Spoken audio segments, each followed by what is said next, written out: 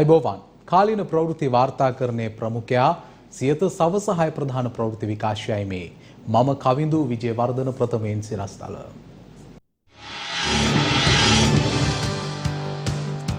ඇඳිරි නීතිය පනවා හෝ රට ලොක්ඩවුන් කරන්න සෞඛ්‍යංශ ඉල්ලයි.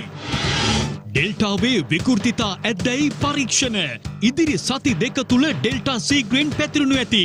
ජීවිත බේරා ගැනීමට වහා එන්නත ගන්න ආචාර්ය චන්දිම ජීවන්දර කියයි.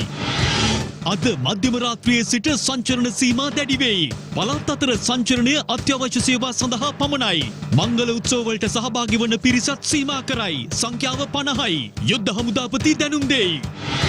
ශ්‍රී ලංකාවේ එක් දිනක් තුල කොවිඩ් මරණ පළමු වතාවට 100ය පනී. ඊයේ මරණ 111ක්. දිනක ආසාදිතයින් සංඛ්‍යාව 3000 ආසන්නයේ. ඇසල පෙරහැර මෙවරත් ජනශූන්‍ය වනු ඇත.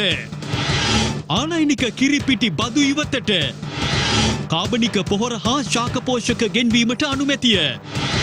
ගෑස් සහ කිරිපිටි හිඟය අතර ඉන්ධන හිඟයක් පිළිබඳ විපක්ෂ නායක හෙළි කරයි. ගුරුවැටු විෂමතා විසඳීමට ඇමති බැසිල්ගේ මූලිකත්වයෙන් අනුකමිටුවක්. කෙහෙලිය රඹුක්වැල්ල සහ ඇමති ජීඑල් ගුරු දෙවිවරුන්ට කියූ කතා. මැති ඇමතීන්ට වැටුක් විෂමතා ගැන පූජ්‍ය යල්වෙල පඤ්ඤාසේකර හිමි නොමිලේ ටියුෂන් දෙන්න යයි. රිෂාඩ් ලබන 18 තෙක් රිමාන්ඩ්. එක්ස්ප්‍රස් පර්ල් ගැන ස්වාධීන පරීක්ෂණයක් ඉල්ලා අභියාචනාධිකරණයට රීට් පෙත්සමක්. ප්‍රථමයෙන් අවධානය දේශීය පුවත් වෙත. දැනට හමු වී ඇති භයානකම කොවිඩ් ප්‍රභේදය ඩෙල්ටා බව ආචාර්ය චන්දිම ජීවන්දර මහතා සියත සමග විශේෂ සාකච්ඡාවකට එක් වෙමින් අද ප්‍රකාශ කළා. ඩෙල්ටා වෛරසයේ විකෘතිතා හඳුනා ගැනීමේ පරීක්ෂණද ආරම්භ කර ඇතැයි ආචාර්ය චන්දිම ජීවන්දර මහතා අද සියතට ප්‍රකාශ කළා. කොවිඩ් පිළිබඳ මේ විශේෂ වාර්තාව ගෙන එන්නේ අංජනා කරුණාරත්න. කොවිඩ් ඩෙල්ටා වෛරසය දැන් අපේ නිවසේ දොරකඩටම ඇවිත් අපේ ආදරණීයන්ව හිතවතුන්ව කොවිඩ් ඩෙල්ටා දොරටම තට්ටු කරලා හොරෙන්ම අරන් ගිහින් අවසන්. ආරම්භයේදී මේ වෛරසය අපි හඳුනාගත්තේ වයසක අයගේ වෛරසය කියලා. ඒ කියන්නේ 100ගේ වෛරසය කියලා. නමුත් දැන් කොවිඩ් ඩෙල්ටා සියල්ල වෙනස් කරමින් සිටිනවා. මේ වන විට ළමා රෝහල පිරී ගොස් අවසන්. නිල තත්ත්වවලට අනුව කුඩා දරුවන් 14 දෙනෙකු මිය ගිහින් අවසන්. 45000කට වැඩිය පුංචි දරුවෝ මීට ගොදුරු වෙලා. සමහර දරුවෝ ඔක්සිජන් එක දැඩි සත්කාරවල. ඒ නිසාම අප තීරණය කළා කොවිඩ් ඩෙල්ටාත් තවත් විකෘති වෙලාද කියලා හොයා බලන්න. ඒ සඳහා සුදුසුම පුද්ගලයා ආචාර්ය චන්දිම ජීවන්දර. නවතම වාර්තාවේ පෙන්වලා දීලා තියෙන ප්‍රධාන වශයෙන් ඩෙල්ටා ප්‍රභේදයේ දිවෙන පුරා සෑහෙන ප්‍රදේශ වලින් කියන්නේ විවිධ දිස්ත්‍රික් වලින් හඳුනා ගැනීමක් තියෙනවා. විශේෂයෙන්ම අපි දකිනවා ඉතා විශාල ලෙස රෝගය පැතිරෙනවා. ඉතින් ඒක නිසා තමයි අපි ඩෙල්ටා කියන ප්‍රභේදය බොහෝ විට සීක්වන්ස් නොකරත් සීලම් පැත්තෙන් වල ඇති කියන කම විශ්වාස කිරීම අපිට කරන්න වෙනවා. හේතුව තමයි යම්කිසි තැනක වුණත් පුද්ගලයෙක්ට හැදුනොත් ඒ වැඩ කරන ආයතනයේ එහෙම නැත්නම් ගෙදර එහෙම නැත්නම් තමන් සහභාගී වෙන උත්සවයේ සියලු දෙනාටම රෝගය ආසාදිනීමේ හැකියාවක් තියෙනවා. ඉතින් ඒ කාරණා ආශ්‍රිතව තමයි අපි මේ ලංකාවේ හැමතැනම මේ පැතිරලා ඇති කියන එක තහවුරු කරගන්නේ. යම්කිසි වෛරස් එකක් ගත්තාන් පස්සේ වෛරස් එක විභේදනය වෙනකොට ඒකේ විකෘතිතා ඇති වෙනවා. ඉතින් සාමාන්‍යයෙන් මේ කොරෝනා වෛරස් එකේ විකෘතිතා ඇති වෙන්නේ මාසයකට දෙකක් විතර. අනිකුත් වෛරස් එකකට සාපේක්ෂව කොරෝනා වෛරස් එකේ විශේෂිත හැකියාවක් තියෙනවා. ඒකේ තියෙනවා ඒ ජානවල ප්‍රූෆ් රීඩින් ජීන් එකක්. යම්කිසි වැරද්දක් වුණොත් ඒක හදාගැනීමේ හැකියාවක් මේ වෛරස් එක තුළම තියෙනවා. එහෙම හදාගන්න බැරි වෙච්ච විකෘතිතා තමයි ඉදිරියට සම්ප්‍රේෂණය වෙන්නේ. ඉතින් එහෙම ගොඩනැගිච්ච ඒ විකෘතිතා නිසා ඒ විකෘතිතා ප්‍රමුඛ වීම නිසා තමයි විවිධ කරදරකාරී ප්‍රභේද අපි කියන ඒවට variants of concern කියලා. ඒවා ගොඩනැගුණේ එහෙමයි. ගොඩනැගිච්ච ප්‍රභේද තමයි alpha beta gamma කියන ප්‍රභේද. දැන් ඊට පස්සේ ඉන්දියාවේ delta ප්‍රභේද. මේ සෑම VOC එකක්ම variant of concern එකක්ම ගොඩනැගුණේ යම්කිසි රටක රෝගීන් ඉතා විශාල ලෙස වාර්තා වෙනකොට. ඒ හා සමග බැඳිලා තියෙන නව ප්‍රභේදයක් විකෘති ප්‍රභේදයක් සහ වෛරස් එකකට වාසිසහගත ප්‍රභේදයක් ගොඩනැගෙන්නේ ඒ ආකාරයට. ඒක නිසා තමයි අපි හැමතිස්සෙම සැක කරන්නේ ලංකාවේ දැන් මේ වෛරස් එක ඉතා විශාල ලෙස හැම දිස්ත්‍රික්කයක පැතිරෙන නිසා මේ ඩෙල්ටා ප්‍රභේදය තුළින් නව ප්‍රභේදයක් නව විකෘතියක් ඇතිවීමේ හැකියාව වැඩි. ඒ සම්බන්ධයෙන් අපි විශේෂයෙන්ම අධ්‍යයනය කරගෙන යනවා. අපිට දැනට මූලික කරුණු යම් දේවල් අනාවරණය වෙමින් පවතින පොඩි වෙනස්කම් සිදු වෙනවා කියලා. ඒ සම්බන්ධයෙන් අපි තාමත් මොහොතින් අධ්‍යයනය කරනවා. අපි දැනට භාවිතා කරන මේ එන්නත් කරන ක්‍රියාවලිය එන්නත් කරන්නට නොගැලපෙන ප්‍රභේදයක් ගොඩ නැගුණොත් එතකොට ඒක අසාර්ථක වෙන්න පුළුවන්. නිසා හැමතිස්සෙම මේ සම්බන්ධයෙන් ඉතාමත්ම දැඩිව අධ්‍යයනය කිරීම ඉතා වැදගත්. අපි ඉතින් ඒ ආයතනයේ අපේ ආයතනයේ මේ වන විටත් ඒ අවශ්‍ය කරන අනිකුත් අධ්‍යයන කටයුතු සඳහා සූදානම් වෙලා ඒවා සිදු කරගෙන යනවා. දැනට ලෝකයේ වාර්තා වන දරුණුම ප්‍රභේදය ඩෙල්ටා වෛරසය බවයි ආචාර්ය චන්දිම ජීවන්තර මහතා පවසන්නේ. වූහාන් නගරයේ වාර්තා වෙච්ච ඒ වයිල්ඩ් ටයිප් වෛරස් එකට සාපේක්ෂව දෙගුණයක වේගයෙන් සම්ප්‍රේෂණය වෙන හැකියාව තියෙනවා ඩෙල්ටා ප්‍රභේද. ඒක නිසා තමයි අපි හිතන්නේ ඩෙල්ටා ප්‍රභේදය තමයි දැනට ලෝකයේ වාර්තා වෙච්ච දරුණුම ප්‍රභේදය විදියට. මේකෙදි වෙන්නේ මේ ඩෙල්ටා ප්‍රභේදයේ ආශ්‍රිතව රෝගීන් මතුවුනහන් පස්සේ ඒ රෝගියෙක්ගේ නිසසල තරලවල තියෙන වෛරල් ලෝඩ් එක වෛරස් ධාරිතාව වෛරස් ප්‍රමාණය සාමාන්‍ය අනිකුත් ප්‍රභේද ආශ්‍රිතව හැදෙන වෛරස් ධාරිතාවට වඩා 10 ගුණයකින් වැඩි කියලා පරීක්ෂණෙන් සනාථ කරලා තියෙනවා. එතකොට රෝග ලක්ෂණ නැතිවීමේ හැකියාව වැඩි වෙනවා. එතකොට අපි කහින එක කිවිසුම යන එක වැඩි වෙනවා. එතකොට රෝගයේ බිඳිති හරහා බාහිර පරිසරයට වෛරස් එක මුදා හැරීම වැඩි වෙනවා. එතකොට රෝගිය බෝ වීමේ හැකියාව වැඩි වෙනවා. යම්කිසි වැහිච්ච තැනක ඉන්නකොට කෙනෙක්ට තිබ්බොත් ඒ පුද්ගලයා ආශ්‍රිතව ගොඩක් දෙනට හැදීමේ හැකියාව තියෙනවා. අපි වෙනවා සමහරට R නෝට් අගය කියලා. R නෝට් අගය ඇල්ෆා ප්‍රභේදයේ තිබේ 4-5ක් විතර. ඩෙල්ටා ප්‍රභේදයේ 5-8ක් විතර නිකන් වැඩි වෙලා තියෙනවා. ඒ කියන්නේ යම් කිසි පුද්ගලයෙක්ගෙන් තව පුද්ගලයන් රැසක් ආසාදනය කිරීමේ හැකියාවක් තියෙනවා මේ ඩෙල්ටා ප්‍රභේදයේ. එන්නත් මාත්‍රා දෙකම ලබා ගනිමින් નિયમિત එන්නත් කරණයට ලක්වීම ඩෙල්ටා වෛරසයෙන් මිදිය හැකි එකම ක්‍රමවේදය බවද ආචාර්ය චන්දිම ජීවන්තර මහතා ප්‍රකාශ කළා. මේ ඉදිරි සති 2-3 කාලයේ මුළු රටේම මේ ඩෙල්ටා රැල්ල පැතිරෙනවා. ජීවත් වෙන වාසනාවක් ඇති වෙන්නේ ඔබට එන්නත් කරණය සම්පූර්ණ කරගත්තොත් විතරයි. ඩෙල්ටා වෛරසය හැදෙන්නේ නැති වෙන්න ප්‍රතිශක්තිය ගොඩනගා ගන්න කරන්න පුළුවන් එකම දේ තමයි નિયમિત පරිදි එන්නත් කරණයට යොමු වෙන්න. ඒ කියන්නේ එන්නත් මාත්‍රා දෙකම ලබාගෙන සති දෙකක් ගිය තැන තමයි ඔබට නියම ආරක්ෂාව ලැබෙන්නේ. ඊටාත්ම වැදගත් ඒ පණිවිඩය තනි මාත්‍රාවකින් කොහෙත්ම ආරක්ෂාව ලැබෙන්නේ නැහැ. එන්නත් මාත්‍රා දෙකම ලබා ගත්තත් තනි මාත්‍රාවක් ලබා ගත්තත් රෝගය හැදෙන එක අපිට නවත්තන්න බෑ. මොකද හේතුව මේ එන්නත නිර්මාණය කරලා තියෙන්නේ රෝගය නිසා මේ අනේක නවත්තන්න. ඒක ඊටාත්ම සාර්ථකව සිදු වෙනවා. එන්නත් කරන්නේ ලබා තිබ්බට රෝගය හැදෙන්න පුළුවන්. ඒකයි අපි කියන්නේ හැමතිස්සෙම දෙකම ලබා ගත්තත් ඔබ නිසි සෞඛ්‍ය මාර්ග උපදේශ පිළිපදින්න ඕනේ. මේ කියන විදිහට ඉදිරි සති දෙක තීරණාත්මකයි. ඩෙල්ටාවේ විකෘතිතා පවතින බවත් විශ්වාස කළ හැකියි. එසේනම් එකම විසඳුම එන්නත් කරන්නේ බව සත්‍යයක්. නමුත් එන්නත් කරන්නේ පමණක් ඔබටවත් මටවත් මින් සම්පූර්ණයෙන්ම ගැලවිය නොහැකියි. අද පවතින තත්ත්වය අනුව කුමන මොහොතක හෝ අපට අපේ ආදරණීයන් අහිමි වන්න පුළුවන්. එසේ නොවන්න නම් හැකිතාක් නිවස තුළම රැඳමින් අකුරටම සෞඛ්‍ය නීති පිළිපදින්න කියලා සියත අප ඔබට ආයාචනා කරනවා. අද මධ්‍යම රාත්‍රියේ සිට පළාත් අතර සංචරණ සීමා දැඩි කිරීමට පියවරගෙන ඇති බව යුද්ධ හමුදාපති ජෙනරල් ශවේන්ද්‍ර සිල්වා මහතා සියතට ප්‍රකාශ කළා. එමෙන්ම මංගල උත්සව සඳහා සහභාගී විය හැකි පිරිස 50 දක්වා අඩු කර ඇති බවද යුද්ධ හමුදාපතිවරයා පවසනවා. මේ අතර මෙරට වැඩිම දෛනික කොවිඩ් මරණ සංඛ්‍යාව ඊයේ වාර්තා වුණා. ඒ මරණ 111ක් ලෙසයි. ගත වූ දින 9 තුල වාර්තා වූ සම්පූර්ණ මරණ සංඛ්‍යාව 700 ඉක්මවා තිබෙනවා. මෙරට සමස්ත කොවිඩ් මරණ සංඛ්‍යාව 5222ක්. කොවිඩ් වසංගතයේ රට තුළ ආරම්භ වූ දා පටන් දිනක් තුළ වාර්තා වූ වැඩිම කොවිඩ් මරණ සංඛ්‍යාව ඊයේ වාර්තා වුණා. ඒ මරණ 111ක් ලෙසයි. අදාළ මරණ සියල්ල පෙරේදා දින සිදුව ඇති බවයි සෞඛ්‍ය සේවා අධ්‍යක්ෂ ජෙනරාල්වරයා තහවුරු කළේ. ඒ අනුව මෙරට සමස්ත කොවිඩ් මරණ සංඛ්‍යාව 5222 දක්වා ඉහළ ගොස් තිබෙනවා. මේ මාසයේ ගත වූ දින 9 තුල පමණක් වාර්තා වී ඇති කොවිඩ් මරණ සංඛ්‍යාව 781ක්. ගලිගමු සෞඛ්‍ය වෛද්‍ය නිලධාරී කාර්යාලයේ ප්‍රධාන වෛද්‍යවරයා ලෙස කටයුතු කළ වෛද්‍ය පත්මශාන්ත මහතා කොවිඩ් වෛරසය ආසාදනය වී ජීවිතක්ෂයට පත්ව තිබෙනවා. මීට මාසකට පමණ පෙර සිට වෛරසය ආසාදනය වී ඒ මහතා කෑගල්ල මහරෝහලේ ප්‍රතිකාර ලබමින් සිටියා. පසුව වැඩිදුර ප්‍රතිකාර සඳහා පේරාදෙණිය ශික්ෂණ රෝහල වෙත ඇතුළත් කෙරුණා. එහි දැඩි සත්කාර ඒකකයේ ප්‍රතිකාර ලබමින් සිටියදී වෛද්‍ය පත්මශාන්ත මහතා ජීවිතක්ෂයට පත්ව ඇත්තේ. කොවිඩ් ආසාදිත රෝගීන් 3000 සීමාව ආසන්න වී ඊයේ දින වාර්තා වුණා. එලෙස වාර්තා වූ රෝගීන් සංඛ්‍යාව 2958ක්. ඉන් වැඩිම රෝගීන් සංඛ්‍යාවක් වාර්තා වූයේ ගම්පහ දිස්ත්‍රික්කයෙන් වන අතර එම සංඛ්‍යාව 767ක්. ඒ අනුව දිස්ත්‍රික්ක 8කට අදාළව 100 ඉක්මවා ඊයේ දින කොවිඩ් රෝගීන් මෙරටින් වාර්තා වී ඇති බවයි COVID-19 පැතිරීම වැළැක්වීමේ ජාතික ක්‍රියාන්විත මධ්‍යස්ථාන නිවේදනය කළේ. මේ අතර පවතින කොවිඩ් අවධානම හමුවේ තවදුරටත් රෝගය පැතිරීම වැළැක්වීම සඳහා සංචලන සීමා දැඩි ලෙස පැනවීම සිදු කළ යුතු බව විශේෂඥ වෛද්‍යවරුන්ගේ සංගමය පවසනවා. මාධ්‍ය වෙත නිවේදනයක් නිකුත් කරමින් එම සංගමය පෙන්වා දෙන්නේ සංචලන සීමා ක්‍රියාත්මක කිරීම කල් නොමරා සිදු කළ යුතු බවයි. එසේම සංචලන සීමා ප්‍රතිඵලදායී වීමට නම් ඉතා දැඩි ලෙස ක්‍රියාත්මක කරන ඇඳිරි නීති තත්ත්වයක් වුවද ප්‍රකාශ කිරීමට සිදුවිය හැකි බව විශේෂඥ වෛද්‍යවරුන්ගේ සංගමය විශ්වාස කරන බවයි එම නිවේදනයේ වැඩිදුරටත් දැක්වෙන්නේ. කොවිඩ් වෛරසය ඩෙල්ටා ප්‍රභේදය ඉතා දැඩි ලෙස රට තුළ පැතිර යමින් පවතින මේ මොහොතේ රටේ සියලුම සෞඛ්‍යාංශයන් එහි උපරිම ධාරිතාවයට පැමිණ තිබෙනවා. ඒ අනුව රට සම්පූර්ණයෙන් ලොක්ඩවුන් තත්ත්වයට පත් කිරීම සිදු කළ යුතු බවයි මහජන සෞඛ්‍ය පරීක්ෂකවරුන්ගේ සංගමේ සභාපති උපුල් රෝහණ මහතා අවධාරණය කරන්නේ.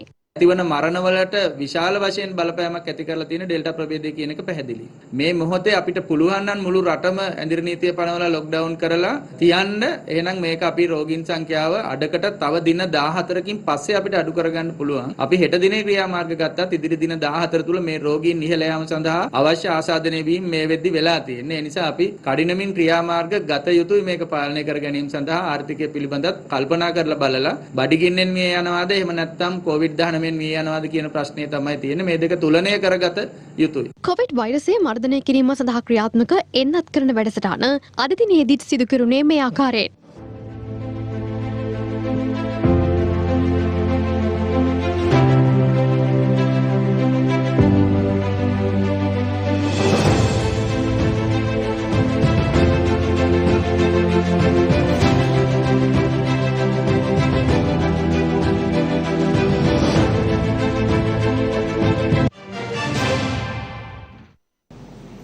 ඉරානයේ සෑම මිනිත්තු දෙකකට වරක් කොවිඩ් රෝගියෙකු මිය යන බව එරට රාජ්‍ය මාධ්‍ය වාර්තා කර තිබෙනවා.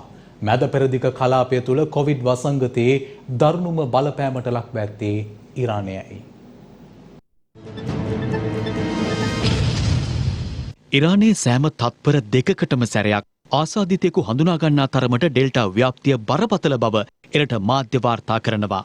4 වන රැල්ලද පසු කරමින් ඉරානය දැන් 5 වන රැල්ලක ආරම්භයට පැමිණ ඇති බවයි වාර්තා වන්නේ. රෝහල් සම්පූර්ණයෙන්ම පිරී ඇති අතර මේ වන විට ආසාදිතින්ගේ සංඛ්‍යාව ලක්ෂ 41ද ඉක්මවා ගොස් තිබෙනවා. මේ වන විට ලක්ෂයකට ආසන්න පිරිසක් මිය ගොස් ඇති බවයි ඉරාන සෞඛ්‍ය අමාත්‍යාංශ වාර්තා සඳහන් කරන්නේ. දුරස්ථ භාවය පවත්වා ගන්නේ නැති බවට රජය නිරන්තරයෙන් ජනතාවට චෝදනා කරනවා. ඉරානයේ උත්තරීතර නායක අයිතුල්ලා කමේනි එක්සත් ජනපදයේ සහ බ්‍රිතාන්‍යයේ නිෂ්පාදිත එන්නත් ආනයනය තහනම් කළා. ඉරාන නව ජනාධිපති ඉබ්‍රහීම් රයිසි ඉරානයේම නිෂ්පාදනයක් වන ස්වදේශීය එන්නතක් ලබාගෙන තිබෙනවා. විදේශ එන්නත් තහනම ඉරාන වැසියන්ට ජීවිත අහිමි කරමින් තිබෙන බව ජාත්‍යන්තර මාධ්‍ය වාර්තා සඳහන් කරනවා. මේ අතර ලෝක සෞඛ්‍ය සංවිධානයේ අග්නිදිගාසියානු කලාපයේ අධ්‍යක්ෂිකා පූනම් කේත්‍රපාල් මහත්මිය පාසල් විවෘත කිරීම පිළිබඳව වහා සලකා බැලිය යුතු යයි පවසනවා. ඇය පෙන්වා දෙන්නේ පාසල් වසා දැමීම නිසා දරුවන්ගේ අධ්‍යාපනයේ සේම මානසික බිඳවැටීමක්ද දක්නට ලැබෙන බවයි. දරුවන්ද එන්නත්කරණයට ලක්කොට නියමිත සෞඛ්‍ය ක්‍රමවේද යටතේ පාසල් විවෘත කිරීමේ අවශ්‍යතාවය ඇය පෙන්වා දෙනවා. කොවිඩ් රෝගය යනු සීයාගේ රෝගයක් නොවන බව ළමා රෝග විශේෂඥ වෛද්‍යවරුන් අනතුරු හඟවා තිබෙනවා. ඉතා සීග්‍රෙන් ව්‍යාප්ත වන ඩෙල්ටා රෝගය නිසා ඇමරිකා එක්සත් ජනපදයේ දරුවන් බොහෝ දෙනෙකු ඩෙල්ටාවට ගොදුරු වී අවසන් බවයි ළමා රෝග විශේෂඥයින් පවසන්නේ. වයස අවුරුදු 15ට වැඩි අය පමණක් නොව ඊට අඩු වයසේ අයටද එන්නත් දීම පිළිබඳව වහා සලකා බැලිය යුතු බවයි ඇමරිකානු ළමා රෝග විශේෂඥයින් පවසන්නේ. යුනිසෙෆ් සංවිධානයේ දත්තවලට අනුව මිලියන 156ක් පමණ ළමුන්ට කොවිඩ් වෛරසය නිසා පාසල් අහිමි වී තිබෙනවා. මේ අතර සම්පූර්ණ එන්නත්කරණයට ලක් වූ ඇමරිකානුවන්ට කැනඩා දේශ සීමාවට ඇතුළු වීමට අද සිට අවසර ලැබුණා. ඒ වසර 1.5කට පසුවයි. පළමු කොවිඩ් රැල්ල ආරම්භ වූ මොහොතේම කැනඩා ඇමරිකා දේශ සීමා වසා දැමුණා. නමුත් ඇමරිකාව තවමත් කැනේඩියානුවන්ට එරටට පැමිණීමට අවසර ලබා දී නැහැ. ඉන්දියාවේ සමස්ත කොවිඩ් ආසාදිතින්ගේ සංඛ්‍යාවත් කෝටි 3 ඉක්මවා ගොස් ඇතැයි ජාත්‍යන්තර මාධ්‍ය වාර්තා කළා. දිනකට නව ආසාදිතින් 35000කට වැඩියෙන් හඳුනා ගන්නා අතර මරණ 450කට වැඩියෙන් සිදුවන බවයි වාර්තා වන්නේ. ඩෙල්ටා ප්‍රභේදයේ ශීඝ්‍ර ව්‍යාප්තියත් සමග ඕස්ට්‍රේලියාවේ ග්‍රාමීය ප්‍රදේශවලට වෛරසය ව්‍යාප්ත විය හැකි බවට ඕස්ට්‍රේලියානු රාජ්‍යය සැක පළ කරනවා. ඕස්ට්‍රේලියාව ෆයිසර් එන්නත් හිඟයකටද මේ වන විට මුහුණ දී සිටිනවා. මහනුවර ඇසළ පෙරහැර මෙවරත් ජන සහභාගීත්වයෙන් තොරව පැවැත්වීමට තීරණය කළ බව දියවඩන නිලමේ ප්‍රදීප් නිලංග දෑල මහතා පවසනවා. ජන සහභාගීත්වයෙන් තොරව ඇසළ පෙරහැර මංගල්‍ය පවත්වන 3 වන වසර මෙයයි. මේ වසරදී පසුගිය වසරේ මෙන් ජනතා සහභාගීත්වයෙන් තොරව මනා සෞඛ්‍ය ආරක්ෂිතව සියලු කලාකරුවන් සහභාගී කරගෙන මේවර පෙරහැර පවත්වන්න අපි කටයුතු සංවිධානය කරලා තියෙනවා. ඒ වගේම ඉතා ආරක්ෂිත වැඩපිළිවෙලක් වගේම සෞඛ්‍ය ආරක්ෂිත වැඩපිළිවෙලක් හැටියට මේ වන විටත් සෞඛ්‍ය අංශ සමග අපි සාකච්ඡා කීපයක් පවත්වලා අපිට ලැබුණු උපදෙස් මත ඒ වගේම මහානායකයන් වහන්සේලා වෙනමගෙන්ම ලැබුණු අවවාද අනුශාසනා පරිදි අපි මේ තීරණ වලට එළඹුණා. ඒ නිසා මෙවර පෙරහැර ජනතා සහභාගීත්වයෙන් තොරව සම්ප්‍රදානුකූලව චාරිත්‍රානුකූලව පෙරහැර පැවැත්වීම සිදු වෙනවා. ඒ වගේම පුරා දින 10ක් තුළම පළමු කුඹල් පෙරහැරේ සිට අවසාන රන්දෝලි පෙරහැරත් දිවා පෙරහැරත් කියන පෙරහැර 11ම සජීවීව රූපවාහිනී මාධ්‍ය ඔස්සේ සියලුම දේශීය මෙන්ම ජාත්‍යන්තර බැතිමතුන්ට පෙරහැර නරඹන පිරිස් වලටත් නැරඹීමේ ඉඩ අවකාශ දේශීය රූපවාහිනී නාලිකා වගේම සමාජ මාධ්‍ය ඔස්සේ ඒ වගේම විදේශීය රූපවාහිනී නාලිකා ඔස්සේ අපි විකාශනය කරන්න සියලු කටයුතු සංවිධානය වෙමින් තියෙන අවස්ථාවක් හැටියට මේ සඳහන් කරනවා. මහනුවර ඇසළ පෙරහර මංගලයේ සතර මහා දේවාලයන්හි කප් සිටුවීම ඊයේ අලුයම යෙදුණු සුබ මොහොතින් සිදු කෙරුණා. නාථ විෂ්ණු කතරගම සහ පත්තිනි යන සතර මහා දේවාලයන්හි කප් සිටුවීමෙන් අනතුරුව 12 වනදා තෙක් පෙරහර 5ක් වීදි සංචාරය කිරීමට නියමිතයි. ඇසළ පෙරහර මංගලයේ පළමු කුඹල් පෙරහර ලබන 13 වනදා වීදි සංචාරය කිරීමට නියමිතයි.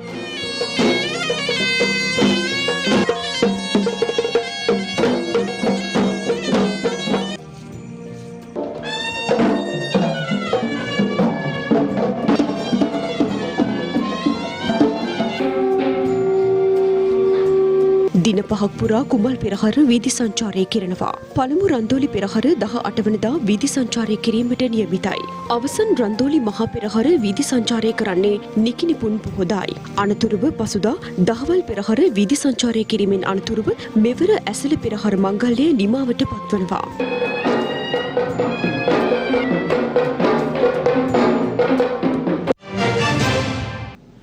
කහපාට ගෑස් සිලින්ඩරයට නිල් පාට සිලින්ඩරය දෙනවා කියලා මුලින් කිව්වා.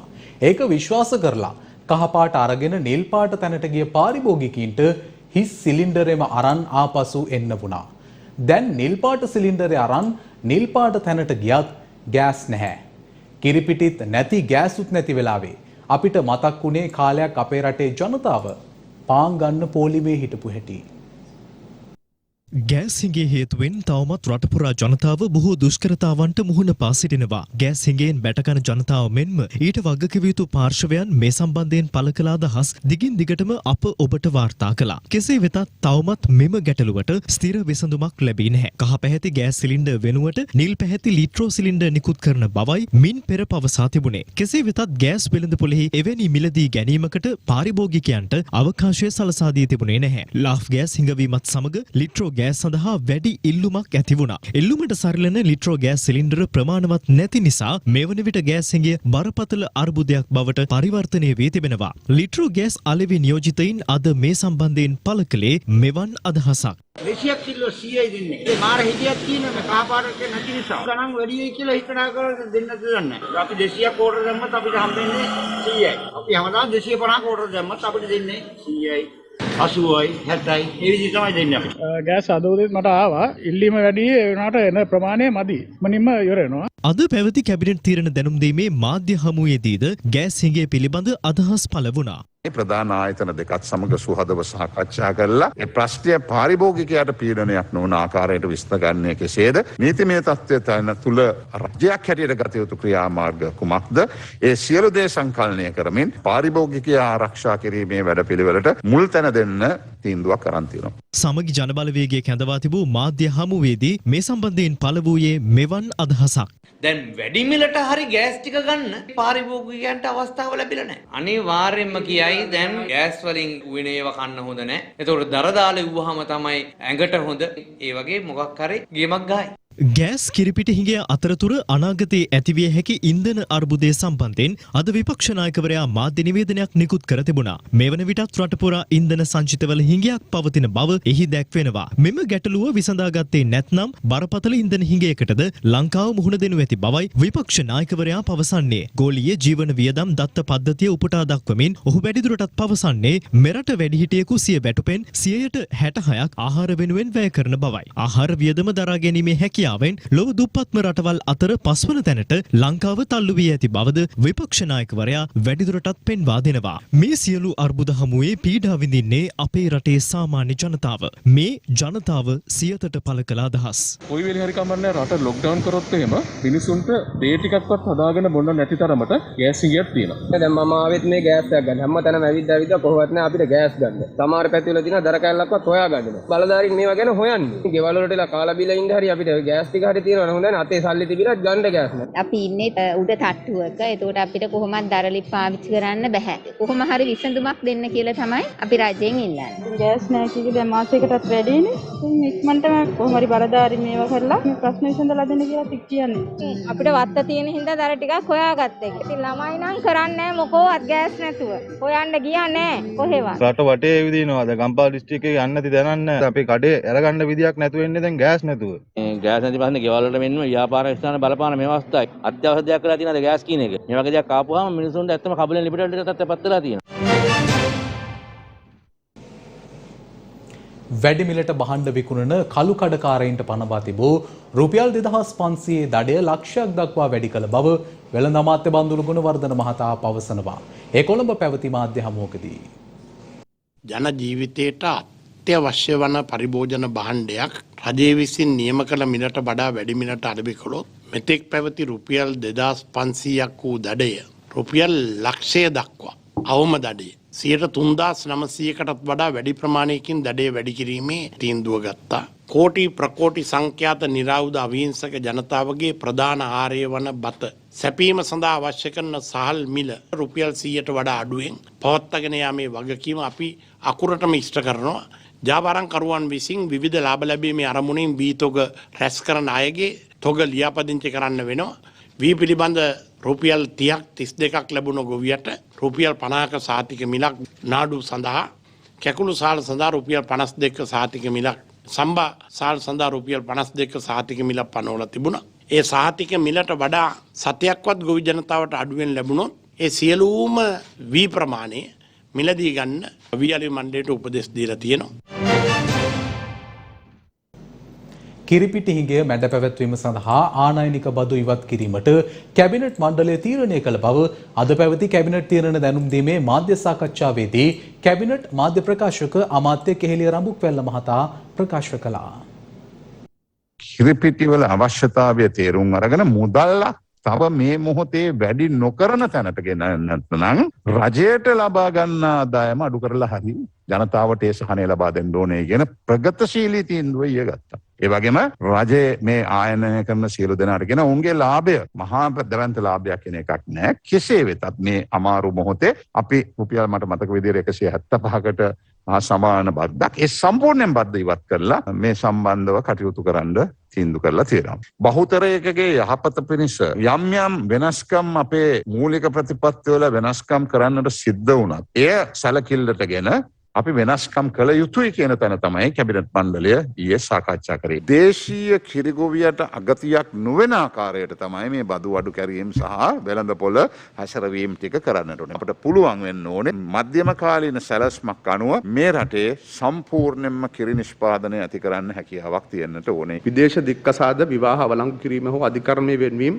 ශ්‍රී ලංකාව තුළ පිළිගැනීම සඳහා නීතිමය විධිවිධාන සැලසීම් සඳහා ඉදිරිපත් කරන ලද කැබිනට් පත්‍රිකාවකට කැබිනට් අනුමැතිය ලබා දීලා තිබෙනවා. පාරිභෝගික කටයුතු පිළිබඳ අධිකාරී පනත සංශෝධනය කිරීම සඳහා කැබිනට් මණ්ඩල අනුමැතිය ලබා දීලා තිබෙනවා. සහල් ඇතුළු යම් යම් ද්‍රව්‍ය අනවශ්‍ය ලෙස මිල ඉහළ දමමින් වෙළඳ මාෆියාවක් ක්‍රියාත්මක කරන වැඩසටහන් පරාජයට පත් කිරීම පිණිස දඩමුදල් තීරණාත්මක ඉහළ නැංවීම සඳහා අවශ්‍ය කටයුතු තීන්දුව කරනවා ඇති. කාබනික පොහොර සහ ස්වාභාවික khනිජ කීලයට අංශු මාත්‍ර ශාක පෝෂණ ආනයනය කිරීම සඳහා කැබිනට් අනුමැතිය ලබා දීලා තිබෙනවා. කිරිපිටි පිළිබඳ ගැටලුවේදී සමාගම් මිල වැඩි කරන්න කියලා ඉල්ලීමක් කළා තිබෙනවා. ඉතින් ඒක නොකර තමයි බදු සහනය ලබා දෙන්න හදන්නේ. අපි හැම විටම තීන්දුව ගන්න පාරිභෝගික ජනතාව පැත්ත ඉඳගෙන.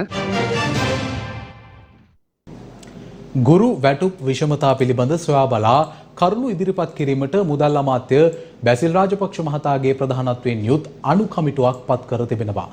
එම අනු කමිටුවට පත් කර ඇත්තේ මහින්ද අමරවීර, ඩලසල හප්පෙරුම, විමල් වීරවංශ සහ ප්‍රසන්න රණතුංග යන අමාත්‍යවරුනුයි. මේ අතර සියලුම රජයේ විශ්වවිද්‍යාලවල ආචාර්යවරුන් සංකේත වැඩවර්ජනයක් ආරම්භ කරන බවයි වාර්තා වන්නේ. මේ අතර කෙහෙලිය රඹුක්වැල්ල සහ GLP රිසන අමාත්‍යවරුන් දෙවිවරු වැනි ගුරුවරුන්ට අද විශේෂ ආයාචනයක් සිදු කළා. ගුරුවැටුප් විෂමතා උද්ඝෝෂණ ආරම්භ කරලා දැන් මාසයකට ආසන්නයි. ගුරු විදුහල්පති වැටුප් ගැටලුවට දැන් අවුරුදු 20ක් වෙනවා. අග්‍රාමාත්‍යවරයා සමග පැවති සාකච්ඡා අසාර්ථක වුණා. එළඹෙන අයවැයෙන් වැටුප් වැඩි කිරීම සලකා බලන්න රජය තීන්දුව කළත් ගුරු සංගම් එය පිළිගත්තේ නැහැ. රජය අමාත්‍ය බැසිල් රාජපක්ෂ මහතාගේ ප්‍රධානත්වයෙන් අනු කමිටුවක් පත් කර තිබෙනවා. එම අනු කමිටුවට මහින්ද අමරවීර, ඩලස් අලහප්පෙරුම, ප්‍රසන්න රණතුංග, විමල් වීරවංශ යන අමාත්‍යවරුන් පත් කර තිබෙනවා. ඊළඟ කැබිනට් මණ්ඩලයට අනු කමිටු වාර්තාව ඉදිරිපත් කිරීමට නියමිතයි. මාසයකට වැඩි කාලයක් විසඳුම් ලබා නොදී කල්මරමින් සිටින බව ලංකා ගුරු සංගමේ ලේකම් ජෝසප් ස්ටාලින් මහතා අද ප්‍රවෘත්ති සාකච්ඡාවක් ඇඳවමින් ප්‍රකාශ කළා. දැන් 9 කැබිනට් මණ්ඩලෙත් දැන් අරන් තියෙන මොකද තීන්දුව? කැබිනට් අනු කමිටුවක් පත් කළා ලබන 16 වෙනිදා උත්තර ලබා දීම. එතකොට දැන් කැබිනට් මණ්ඩලයට පමණක් සති 4ක් මාසයක් ගිහිල්ලා තියෙනවා මේ ප්‍රශ්නේ විසඳන්න. නමුත් පිළිතුරක් තවම නැහැ. අනිවාර්යයෙන්ම අපි අරගලයේ පෙරට යනවා මේ ප්‍රශ්නයට විසඳුමක් ලබා ගන්න අතුරු. ආණ්ඩුව කල්පනා කරනවා දැන් ඉතින් උද්ඝෝෂණ නතර වෙලා නිකන් සනසුන් සුසුමක් වගේ හෙලන්න නැහැ. උද්ඝෝෂණ නතර කරලා නැහැ. උද්ඝෝෂණ කියන්නේ පාරේ බෑලා දහස් ගණන් එකතු වෙලා කරන උද්ඝෝෂණ විතරක් නෙවෙයි. අපි අපේ උද්ඝෝෂණ මාදිලිය ඒක වෙනස් කරලා තිබෙනවා. මේ ක්‍රියාමාර්ග එකක්වත් අත්හිටුවලා නැහැ. ගුරු සහ විදුහල්පතිවරුන්ගේ වැටුප් විෂමතාවයන් ඉවත් වන පරිදි චක්කල් ලේඛනයක් නිකුත් කරන්න දින වකවානු සහිතව අනු කමිටුව දන්නවද කියන එක දන්නෙත් නැහැ. මේ වගේ විවස්ථා දන්නවද කියන එක දන්නෙත් නැහැ. නිදි මරාගෙන හරි කටපාඩම් කරලා කියවන්න එන්න අපේ කාර්යාලවලට. වැටුප් විෂමතාවය පිළිබඳ දන්නේ නැහැ. කරුණාකරලා අපේ කාර්යාලවලට ඇවිල්ලා ඉගෙන ගන්න. ඔබට ටියුෂන් දෙන්න අපි සූදානම්. මුදල් නොගෙන. අපොස සාමාන්‍ය පෙළ සෞන්දර්ය විෂයේ ප්‍රායෝගික පරීක්ෂණ තාමත් පැවැත්වීමට නොහැකි වී ඇතැයි අමාත්‍ය GLP රිස් මහතා ප්‍රකාශ කරනවා. ගුරු වර්ජනය නිසා අපොස සාමාන්‍ය පෙළ ප්‍රතිඵල නිකුත් කිරීමද දිනපතා කල් යන බවයි අමාත්‍යවරයා පවසන්නේ. පොදු සාතික සාමාන්‍ය පෙළ විභාගයට අපේ සිසු දරුවන් 6,22,000ක් පෙනී සිටියා. ඒ ප්‍රතිඵල නිකුත් කිරීමට බැරි වෙලා තිබෙන්නේ එකම හේතුවක් නිසා සෞන්දර්ය විෂයන් සම්බන්ධයෙන් පැවැත්වෙන ප්‍රායෝගික පරීක්ෂණයට ගුරුවරුන් සහභාගී වන්නේ නැතිනම් දැන් මේ පරීක්ෂණයේ පැවැත්වීමට සියලුම විධිවිධාන සලසලා තිබෙනවා. හැබැයි ඒකෙන් උත් අයින් වෙනවා නම් අපේ ගුරු බවතුන් එතකොට 6,22,000ක් දරුවන්ට ඒ විභාග ප්‍රතිඵල ලබා ගැනීමට බැරි තත්ත්වයක් උදා වෙනවා. කරුණාකරලා ඒක කරන්න එපා කියලා මම ඉල්ලා සිටිනවා. මේ අතර අමාත්‍ය කෙහෙලිය රඹුක්වැල්ල මහතා අද පැවති කැබිනට් තීරණ දැනුම් දීමේ සාකච්ඡාවේදී ගුරු දෙවිවරුන්ගෙන් විශේෂ ඉල්ලීමක් සිදු කළා. අනිවාර්යයෙන්ම මේ ප්‍රශ්නය විසඳිය යුතුයි කියන තැන ඉඳගෙන මේ මොහොතේ තිබෙන අපහසුතාවයන් බොහොම අවංකව ජනතාව ඉදිරියේ තැබීම තමයි රජයේ වගකීම සහ යුතුයකම. 94 රිචඩ් පතන නැමතුමා අධ්‍යාපන ඇමතිවරයා හැටියට ආණ්ඩුවක් වෙනස් වෙච්ච ගමන් මේ දා විසඳිය යුතුයි කියන තැනම ඉඳගෙන තමයි වර්තමානයේ පළවෙනි ප්‍රමුඛ ප්‍රශ්නයක් හැටියට මේ විසඳිය යුතුයි කියන තැන තමයි හිටියේ. ජනවාරි මාසේ 9 වෙනිදා කරු ඩලස්සල් හපෙරුම් නැතුමා පත්‍රිකාවක් ඉදිරිපත් කරන සංයුක්ත සේවයක් බවට මේ පත් කරන්නේ. ඒ අනුමත කිරීමම පැහැදිලිව රජයේ අවංකභාවය පැහැදිලිව පෙන්눔 කරනවා. ආයාචනා කරලා සිටිනවා. ගුරු දේවයන් හැටියට මං හඳුන්වපු ඒ සියලු දෙනාට මේ සම්බන්ධව ඔබතුමාලාගේ ඔබතුමියලාගේ බුද්ධිය මෙහෙवला කල්පනා කර. හැඟීම් වලට වහල් වෙන්න එපා. යෝජිත කොතලාවල පනතට එරෙහිව ලංකාවේ සියලුම රාජ්‍ය විශ්වවිද්‍යාල සංකේත වැඩවර්ජනයක් ආරම්භ කර ඇතැයි විශ්වවිද්‍යාල ආචාර්යවරුන්ගේ සමිති සම්මේලනයේ සභාපති ශ්‍යාම බණ්ඩහැක මහතා පවසනවා. කොතලාවල ආරක්ෂක විශ්වවිද්‍යාල පනත හරහා මේ රටේ අධ්‍යාපන ශාස්ත්‍රය මිලිටරීකරණය කරන්නට දැවැන්ත උත්සාහයක් දරමින් ඉන්නවා. ඒත් එක්කම පාසල් ගුරුවර ගුරුවරයන්ගේ සහ විදුහල්පතිවරුන්ගේ වැටුප් ප්‍රශ්නය දිගින් දෙකටම පත්වෙච්ච රජයන් විසින් මේ රටේ අධ්‍යාපනය සඳහා වෙන් කරන ලබන ප්‍රතිපාදන කපා හරිමින් අධ්‍යාපනය ටිකෙන් ටික නිදහස් අධ්‍යාපනය රාජ්‍ය අධ්‍යාපනය ටිකෙන් ටික වලපල්ලට ඇද දමන්නට කටයුතු කිරීම මේ ආදී සියලුම දේවල් අද මේ වෙනකොට ඉතාමත්ම තීව්‍ර වෙලා තියෙනවා. ඒ සඳහා දැන් භාවිතා කරමින් ඉන්නේ බිය ගැන්වීම, තර්ජනය කිරීම, ඒ වගේ පැහැර ගැනීම, අත්අඩංගුවට ගැනීම, නීතිය Tamanට අවශ්‍ය පරිදි පාවිච්චි කිරීම වගේ බිය ගැන්වීමේ ක්‍රමවේදයන්. මේ අසාධාරණයන් පිළිබඳව, මේ කරන මර්ධනය පිළිබඳව අපි තානාපති නිලධාරීන් අතුරු ජාත්‍යන්තර ප්‍රජාව හමුවට යන්නටත් අපි බලාපොරොත්තු වෙනවා. මානව හිමිකම් ඇතුළුව ඒ සියලුම අංශ දැනුවත් කරන්නට අපි බලාපොරොත්තු වෙනවා. අග්‍රාමාත්‍ය ධූරයේ වර්ෂ පූර්ණය සහ කොවිඩ් වසංගතයෙන් පීඩාවට පත් ජනතාවට ආශිර්වාද පතා ඉන්දියාවේ සාරානාත් මූලගන්ධ කුටි විහාරස්ථානයේ විශේෂ ආශිර්වාද පූජාවක් පැවැත්වුණා. අග්‍රාමාත්‍ය මහින්ද රාජපක්ෂ මහතා Zoom තාක්ෂණය ඔස්සේ ආශිර්වාද පූජාවට එක් වුණා. අග්‍රාමාත්‍ය දුහුරේ වර්ෂපූර්ණය සහ කොවිඩ් වසංගතය හමුවේ පීඩාවට පත් ජනතාවට ආශිර්වාද ප්‍රාර්ථනා කරමින් ඊයේ උදෑසන ඉන්දියාවේ සාරනාත් මූලගන්ධ කුටි විහාරස්ථානයේ පැවති ශ්‍රී ලංකා ඉන්දියා ආශිර්වාද පූජා වැඩසටහනට අග්‍රාමාත්‍ය මහින්ද රාජපක්ෂ මහතා අරලියගහ මන්දිරයේ සිට Zoom තාක්ෂණය ඔස්සේ එක් වුණා. ඉන්දියානු මහබෝධි සංගමයේ ප්‍රධානත්වයෙන් ඉන්දු ශ්‍රී ලංකා මිත්‍රත්වය සහ ශ්‍රී ලංකාවේ ඉන්දියා මහකොමසාරිස් කාර්යාලයේ එක්ව මෙම විශේෂ ආශිර්වාද පූජා වැඩසටහන සංවිධානය කර තිබුණා. ඉන්දියානු මහබෝධි සංගමයේ මහලේකම් පැලවත්තේ සීවරි නාහිමියන්ගේ අවවාද අනුශාසනා පරිදි මෙම විශේෂ ශ්‍රී ලංකා ඉන්දියා ආශිර්වාද පූජා වැඩසටහනට ඉන්දියානු මහබෝධි සංගමයේ සියලුම විහාරස්ථාන සම්බන්ධ වුණා. ඒ අනුව ඉන්දියානු මහබෝධි සංගමයේ සාරනාත්, ලුම්බිනි, කල්කටා, ලක්නෝ සහ බුද්ධගයා විහාරස්ථානවල සිට මහා සංඝරත්නය මෙම ආශිර්වාද පූජාවට එක්ව සිටියා. මෙම අවස්ථාවට ශ්‍රී ලංකාවේ ඉන්දියානු මහකොමසාරිස් ගෝපාල් බාග්ලේ මහතා ඇතුළු දෙරටේ මහකොමසාරිස් කාර්යාල නිලධාරීන්ට එක් වුණා.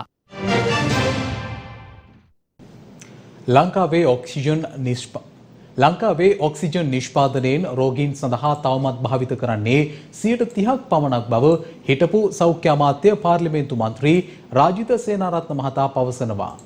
දේශීය ඔක්සිජන් නිෂ්පාදනයෙන් 70%ක් රෝගීන්ට ලබා දෙන ක්‍රමවේදයක් සකස් කළ යුතු බවයි ඔහු රජයට පෙන්වා දෙන්නේ. බොහෝ රටවල් අද ලොක්ඩවුන් කරගෙන යනවා මේ ඩෙල්ටා ප්‍රභේදයත් එක්ක. අද කිසිම තැනක ICU ඇඳක් නැහැ. දැන් ඊයේ රාත්‍රියේ මට විශේෂඥ වෛද්‍යවරයෙක් ජාතික රෝහලේ කිව්වා එයාගේ වාට්ටුවේ එක ඇඳක කොවිඩ් රෝගියා අනිත් අතේ කොවිඩ් නොවන රෝගියා. කරන්න දෙයක් නැහැ සර්. මේක තමයි අද තත්ත්වය.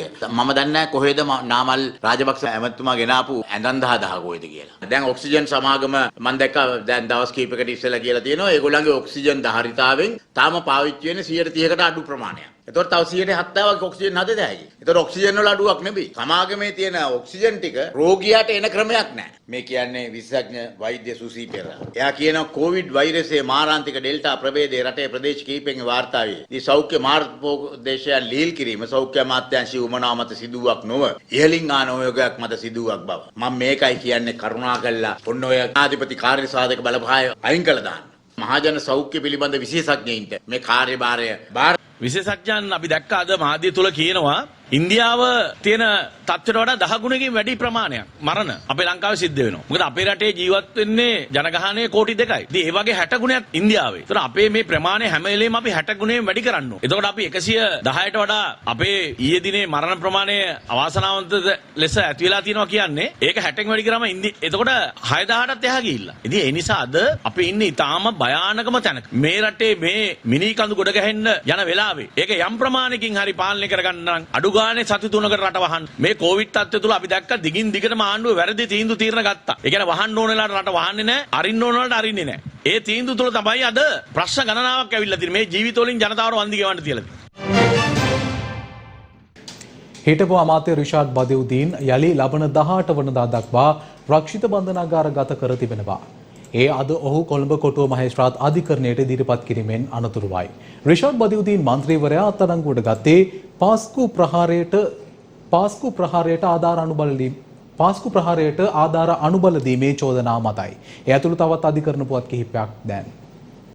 පාස්කු ඉරුදින එල්ල කෙරුණු ත්‍රස්ත ප්‍රහාර සිද්ධියට ආධාර අනුබල දීම සම්බන්ධයෙන් අත්අඩංගුවටගෙන ත්‍රස්තවාදය වැළැක්වීමේ පනත යටතේ රඳවාගෙන සිටින හිටපු අමාත්‍ය රිෂාඩ් බදියුදීන් ලබන 18 වෙනිදා දක්වා රක්ෂිත බන්ධනාගාරගත කරන ලෙස කොළඹ කොටුව මහේස්ත්‍රාත් අධිකරණය නියම කළා. අපරාධ පරීක්ෂණ දෙපාර්තමේන්තු භාරයේ සිටි රිෂාඩ් බදියුදීන් අද දහවල් කොළඹ කොටුව මහේස්ත්‍රාත් ප්‍රියන්ත ලියනගේ මහතා හමුවට ඉදිරිපත් කළා. සැකකරු අධිකරණයට ඉදිරිපත් කරමින් කරුණු දැක්වූ අපරාධ පරීක්ෂණ දෙපාර්තමේන්තුවේ නිලධාරීන් පාස්කු ඉරුදින ත්‍රස්ත ප්‍රහාර සිද්ධියට සම්බන්ධ මරාගෙන මැරෙන බෝම්බකරුවෙක් වන මොහොමඩ් ඉන්සාෆ් නැමැත්තාට අයත් කොලෝසස් නම් තඹ කම්හලට සැකකාර රිෂාඩ් බදියුදීන් කර්මාන්ත අමාත්‍යවරයාව සිටියේදී අබලි තඹ සහ ලෝහතොග බෙදා හැරීමේදී විශේෂ සැලකිල්ලක් ලබා දී ඒ හරහා උපයාගත් මුදල් වලින් ත්‍රස්තවාදී කටයුතු වලට ආධාර අනුබල දීම සම්බන්ධයෙන් අත්අඩංගුවටගෙන ප්‍රශ්න කළ බව පැවසුවා. ඒ අනුව රැඳවුම් නියෝග අවසන් කර ඇතැයි කී අපරාධ පරීක්ෂණ දෙපාර්තමේන්තුවේ නිලධාරීන් සැකකරු රක්ෂිත බන්ධනාගාරගත කරන ලෙස ඉල්ලා සිටියා. මෙහිදී මහේස්ත්‍රාත්වරයා ප්‍රකාශ කළේ ත්‍රස්තවාදී වැළැක්වීමේ පනත යටතේ සැකකරු අධිකරණයට ඉදිරිපත් කර තිබෙන බැවින් ඔහු නඩු විභාගය අවසන් වන තෙක් රක්ෂිත බන්ධනාගාර ගත කිරීමට අධිකරණයට බලය තිබෙන බවයි. එහෙත් සැකකරු ලබන 18 වෙනිදා දක්වා රක්ෂිත බන්ධනාගාර ගත කරන බවත් එදින පරීක්ෂණවල ප්‍රගතිය වාර්තා කරන ලෙසත් මහේස්ත්‍රාත්වරයා අපරාධ පරීක්ෂණ දෙපාර්තමේන්තුවට නියෝග කළා. හිටපු අමාත්‍ය රිෂාඩ් බදියුදීන් සහ ඔහුගේ සොහොයුරු රියාජ් බදියුදීන් යන අය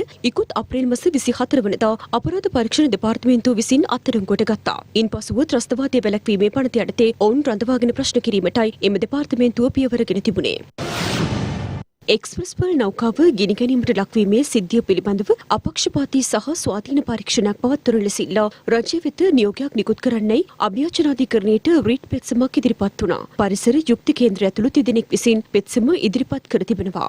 එහි වගඋත්තරකරුවන් ලෙස සමුද්‍ර දූෂණ වැළැක්වීමේ අධිකාරිය, මධ්‍යම පරිසර අධිකාරිය, ශ්‍රී ලංකා වරාය අධිකාරිය සහ එහි සභාපතිවරයා වරාය අමාත්‍ය රෝහිත අබේගුණවර්ධන, පරිසර අමාත්‍ය මහින්ද අමරවීර ඇතුළු 16 දෙනෙකු නම් කර තිබෙනවා. පෙත්සම්කරුවන් සිටින්නේ එක්ස්ප්‍රස් පර්ල් නෞකාව ගිනි ගැනීමේ සිද්ධිය සම්බන්ධයෙන් මේ දක්වා ස්වාධීන පරීක්ෂණයක් සිදු කිරීමට වගඋත්තරකරුවන් පියවරගෙන නොමැති බවයි. එමෙන්ම නෞකාව ගිනි ගැනීම නිසා මුහුදුබත් වූ සහ ගොඩබිමට එක් වූ ප්ලාස්ටික් අපද්‍රව්‍ය ඇතුළු විවිධ ද්‍රව්‍ය පරිසර හිතකාමී ආකාරයට ඉවත් කිරීමට පියවර ගන්නා ලෙස අදාළ නෞකා සමාගම් වෙත නියෝගයක් නිකුත් කරන මෙන්ද පෙත්සමින් වැඩිදුරටත් ඉල්ලා තිබෙනවා.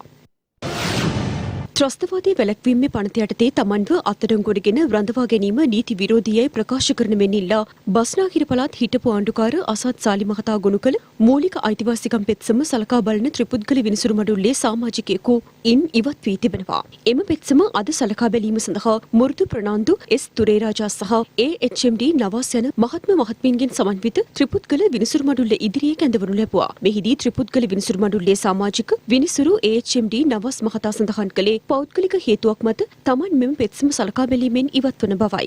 ඒ අනුව වෙනත් විනිසුරු මඩුල්ලක් ඉදිරියේ මෙම පෙත්සම සලකා බැලීම සඳහා ලබන 27 වෙනිදා කැඳවීමටද නියෝග කෙරුණා.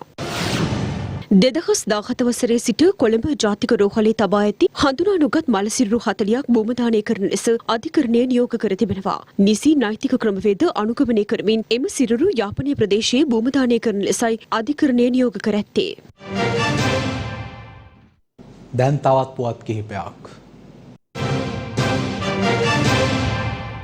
ජනාධිපති ගෝඨාභය රාජපක්ෂ මහතාගේ සෞභාග්‍ය දැක්මට අනුව රුපියල් ලක්ෂ 162ක මුදලක් වැය කරමින් මැදගම හිස්වැල්ල මාර්ගයේ පාලම සංවර්ධනය කිරීමේ කටයුතු පාර්ලිමේන්තු මන්ත්‍රී මිලාන් ජයතිලක මහතාගේ මූලිකත්වයෙන් සිදු කෙරුණා. මීරිගම කීන්දෙනිය ප්‍රදේශයේ පිහිටි වෙළඳ සැලකෙන් අද අලුයම නාඳුරන පුද්ගලයෙකු විසින් භාණ්ඩ සොරා ගන්නා ආකාරය ආරක්ෂිත කැමරාවක මෙලෙස සටහන් වී තිබුණා.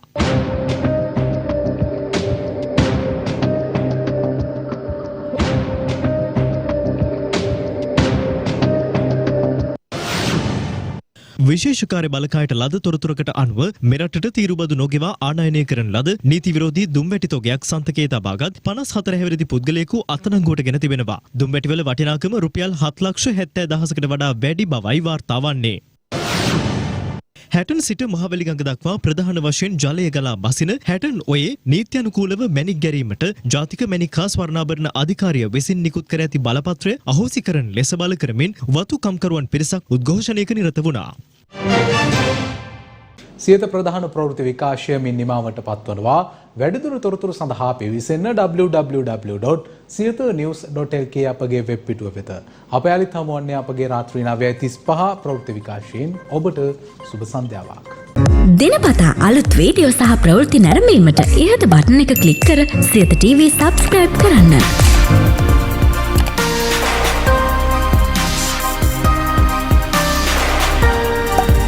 අලුත් වීඩියෝ ගැන මුලින්ම දැනගන්න මෙම සීනුව ක්ලික් කරන්න.